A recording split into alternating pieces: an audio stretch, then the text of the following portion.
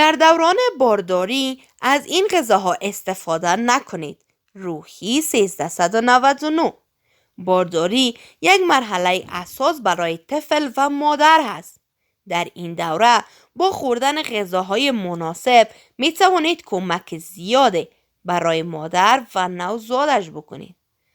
و در این دوره باید مادر غذایی بخورد که برای رشد مناسب جنین کمک کند. اما بعضی غذاها وجود دارد که مادر نباید از آن استفاده کند، چون در جریان بارداری باعث سقط جنین می شود. و از خوردن این غذاها اجتناب کنید. خوردن کافئین. کافئین ماده‌ای است که در قهوه، نوشابه، انرژی ها، کاکائوهای سیاه به خوبی مشاهده می شود و در آن کافئین وجود دارد که باید خانم باردار از اینها دوری کند، چون ماده کافئین موجود در اینها باعث سقط جنین می شود. خوردن اناناس.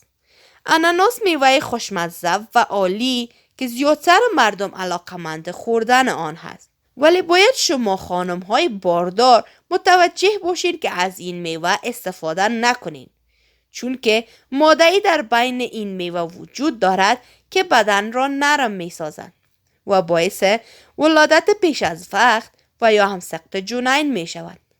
ولی کوشش کنید نزدیک تولد طفل از اناناس استفاده کنید تا به راحتی بتوانید ولادت کنید. و کوشش کنید از اناناس در 3 ماه اول حملتان استفاده نکنید. خوردن ماهی در بارداری خوب هست، ولی اینجا یک استثناء وجود دارد. در ماهی جیوه‌ای وجود دارد که باعث می شود طفل در قسمت مغز رشد نکند و دستگاه عصبیش را مختل کند.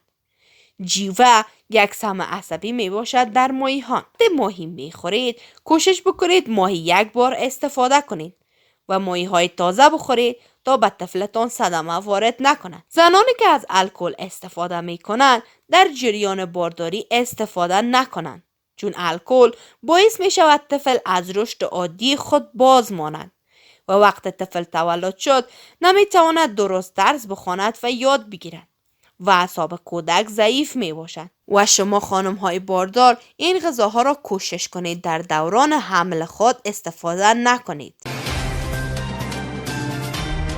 د افغانستان نړۍ او سیمې د مهمو خبرونو، پیښو او جریانونو په اړه د تازه، پر وخت او دقیقو خبرونو لپاره د روحي ویبپاڼې د یوټیوب چینل لایک او سبسکرایب کړئ ترڅو زموږ نوي او تازه ویډیوګانې پر وخت درته ورسیږي.